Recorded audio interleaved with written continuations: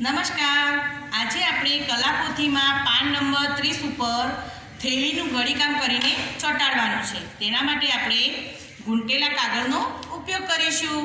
એક ઘૂંટેલો કાગળ ચોરસ મેં લીધો છે. તેને આપણે પહેલાં કિનારીના ભાગેથી થોડો વાળી અને લઈ લઈશું. થોડો ભાગ આવી રીતે વાળી દેવાનો છે અને પછી તેને આપણે કટિંગ કરી લઈશું.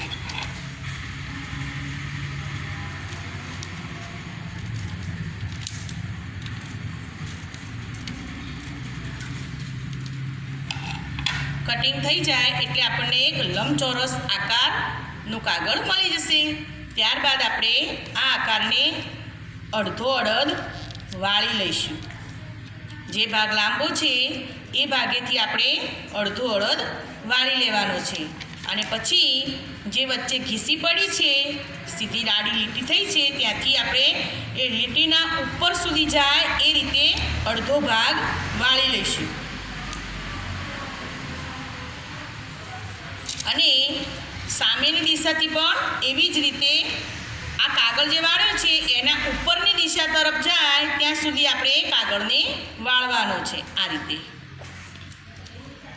જો અહીંયા દીદીએ વાળીને મૂક્યું છે, તમને દેખાતું હશે. આ રીતે આપણે કાગળના ઉપર સુધી કાગળને વાળવાનો છે. ત્યારબાદ આપણે ગુંદર વડે એ બે ભાગને ચોંટાડી દઈશું.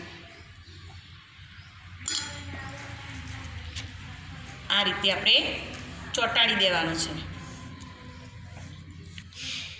હવે આપણે આ જે બન્યું છે એમાંથી એક ભાગ જે છે તેને આપણે થોડો વાળી લઈશું. આ રીતે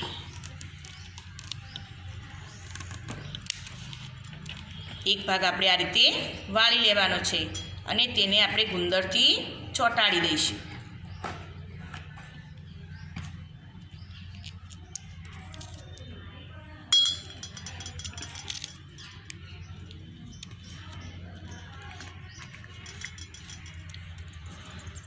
હવે થેલીનો હાથો બનાવવા માટે આપણે જે પટ્ટી કાપી હતી એનો ઉપયોગ કરીશું.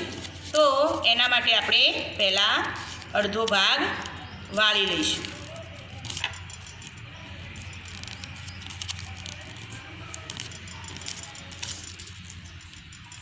આ રીતે અડધો ભાગ વાળી લઈશું અને એ અડધા ભાગને પણ આપણે કટ કરી લઈશું,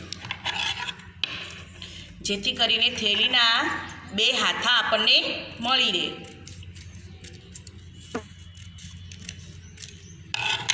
હવે આ ભાગને પણ આપણે અડધો વાળી લઈશું.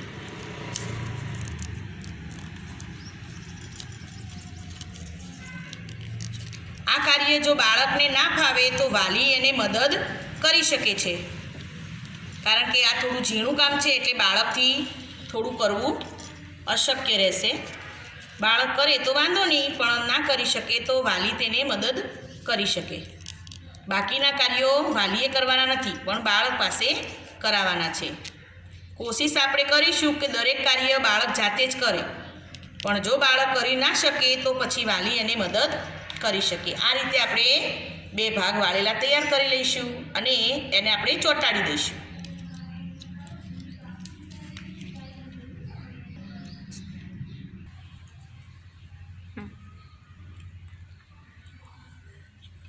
આ રીતે આપણે ગુંદર લગાવી અને પછી આપણી બનાવેલી પટ્ટીને ચોંટાડી દઈશું. પહેલાં ઘડીકામ કરેલું હશે તો આપણને ગુંદર લગાવ્યા પછી ચોંટાડવામાં તકલીફ પડશે નહીં. ત્યારબાદ આપણે આ રીતે પટ્ટીને પહેલાં વચ્ચેના ભાગેથી થોડુંક દબાવી લઈશું, એટલે આપણને અંદાજ રહે કેવી રીતે આપણે વાળવાની છે. આ જે ભાગ આપણો વાળેલો હતો ત્યાં આપણે આંગળી મૂકી દઈશું અને પછી આ રીતે પટ્ટીને દબાવી દઈશું. જે જગ્યાએથી આપણે વાળ્યો હતો ને ત્યાં આપણે આવી રીતે આંગળી મૂકી દેવાની છે અને પછી આ રીતે દબાવી દેવાની. એવી જ રીતે સામેની બાજુની પણ આ રીતે દબાવી દઈશું, એટલે આપણો આવો આકાર આપણને તૈયાર મળશે. યુ આકારની પટ્ટી આપણને મળશે. બીજી પટ્ટીને પણ આપણે એવી જ રીતે કરીશું.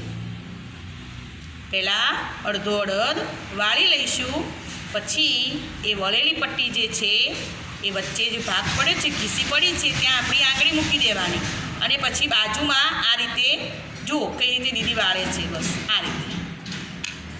પછી આ સાઈડમાં પણ એવું જ કરવાનું છે, પટ્ટી પકડવાની છે અને ખાલી નીચે જ લાવવાની છે અને પછી દબાવી દેવાની. એટલે આ રીતે આપણને આકાર મળી જશે. હવે શું કરવાનું છે કે આપણી જે થેલી છે એમાં આ થેલીના હાથા ચોંટાડવાના છે.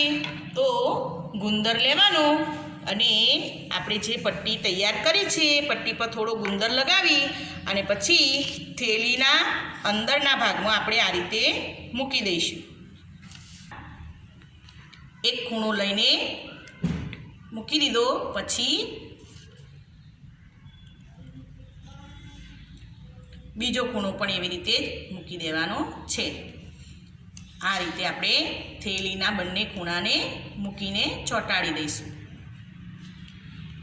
ત્યારબાદ સીધું ફેરવી અને બીજો પણ આ રીતે જ આપણે ચોંટાડવાનું રહેશે. આ રીતે ખુલ્લો જે ભાગ હોય એના બે ખૂણાના ભાગે આપણે આ ગુંદર લગાવ્યું છે એ પટ્ટીને ચોંટાડી દઈશું.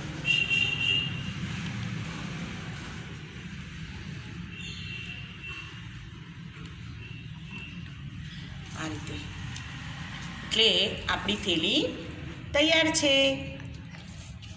જુઓ બરાબર. હવે આ થેલીમાં જે આપણે વાળેલા જે ભાગ છે એ દેખાય છે, તો શું કરીશું, એ જ જગ્યાએ આપણે ગુંદર લગાવી અને આપણી થેલીને આપણે કલાપોથીમાં ચોંટાડી દઈશું. આ રીતે આપણી થેલી આપણે ચોંટાડી દેવાની છે. આ જે થેલીનો નીચેનો જે ભાગ છે એમાં જ ગુંદર લગાવવાનો છે.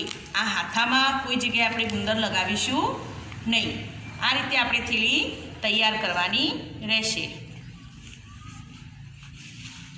જ્યાં સુધી બાળક કરે છે ત્યાં સુધી બાળકને જ કરવા દઈશું. જ્યાં બાળકને તકલીફ પડે છે ત્યાં જ વાલીએ મદદ કરવાની રહેશે. આ વાતનું ખાસ ધ્યાન રાખીશું. નમસ્કાર.